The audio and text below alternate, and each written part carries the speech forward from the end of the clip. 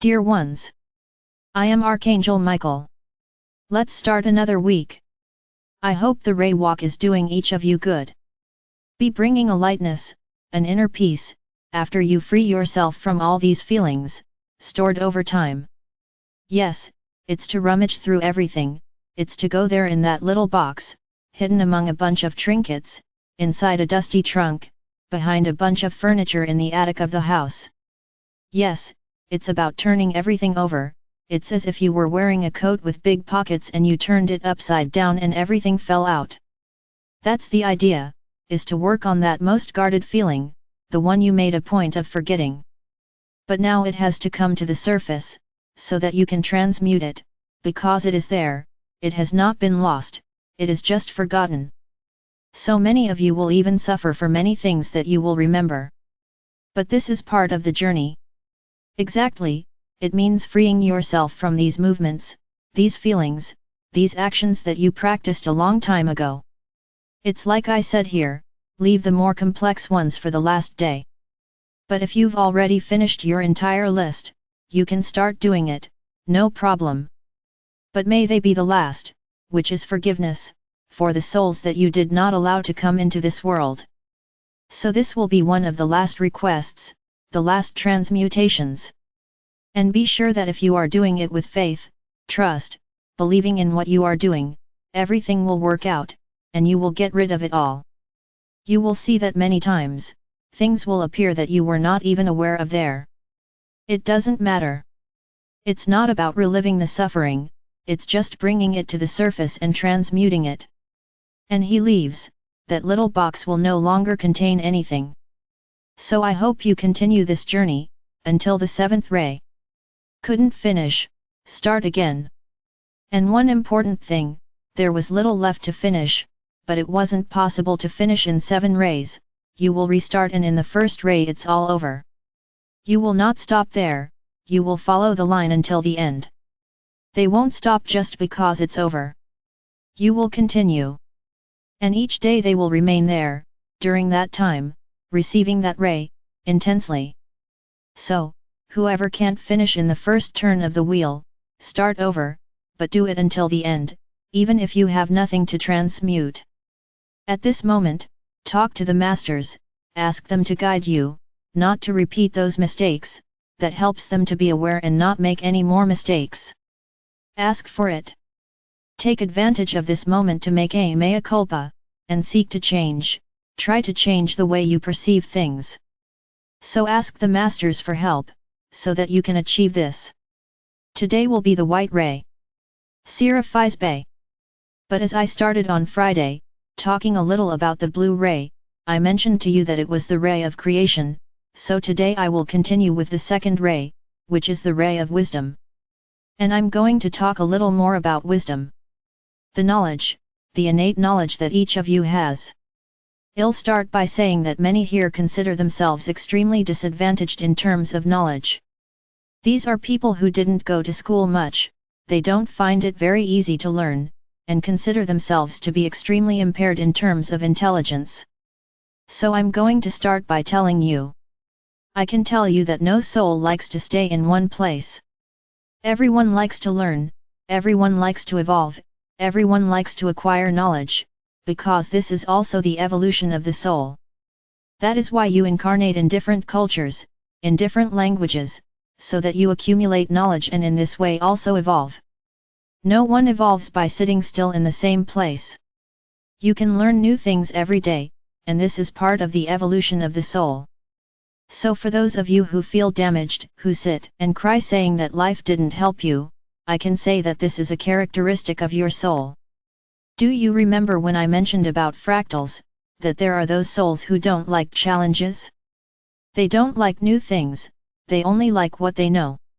And if they stay there their whole lives, then everything is perfect, everything is great. So you are the physical representation of these souls, who don't like anything. They like what they have. If this is what life gave me, this is where I will live forever. Okay, is that good? No, it's not. You are aware that it is not, but where is the desire to move forward? Where is the desire to try to change this? Where is the desire to believe that everything can be better? No, this will does not exist, because since your birth, your soul has always been like this. There needs to be someone to take your hand and pull you. Otherwise you won't walk. Is there any way to change this? There is, you just need to want it. You have your human consciousness, which overrides your soul consciousness, since you are incarnated. So act different from your soul. I'm going to tell you that it won't be easy, because your soul will keep telling you, stop it, stay where you are, stay still. So you will have to have a lot of willpower to go ahead and not listen to your soul, and if you do this, you will succeed. And then your soul will see how much you made it grow, how much you made it evolve. So wisdom is not just in reading a lot of books. Why is reading a lot of books good? Do you remember them all? Did you learn any lessons from each book you read? If you managed to learn something, great, wonderful. Now if you read it, you finished it, you closed the book, you forgot everything you read, what was the point of reading that book? So being wise means knowing how to take advantage of information, knowing how to use it appropriately. It's reading trying to understand what's there, not reading just to read. Read like a machine and understand nothing, it's no use. I've read 500 books in my entire life. Very good. Have you applied any of what you read to your life? Have you learned something or just like to show off, with a huge shelf full of books? I've read them all. Tell me about that one there. It's... I can't remember at the moment. Of course, because that book didn't bring him anything. Now whoever actually reads the book and that book conveys some information, if someone asks, was that book good? It was wonderful.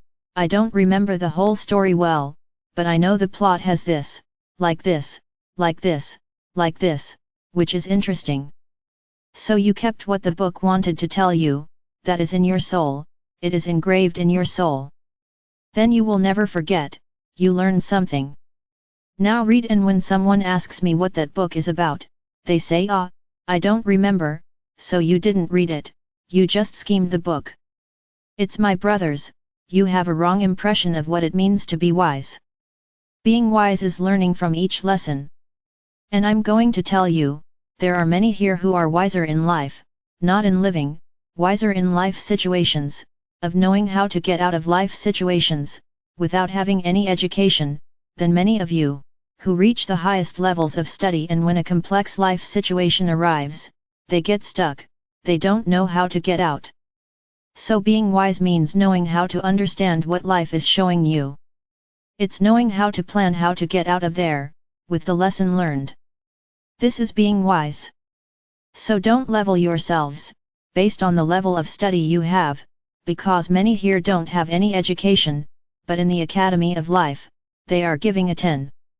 Because they know how to get out of situations and they don't have any education, they may have the basics, but they can do it, they have the strength, the belief to understand each lesson and take a step forward.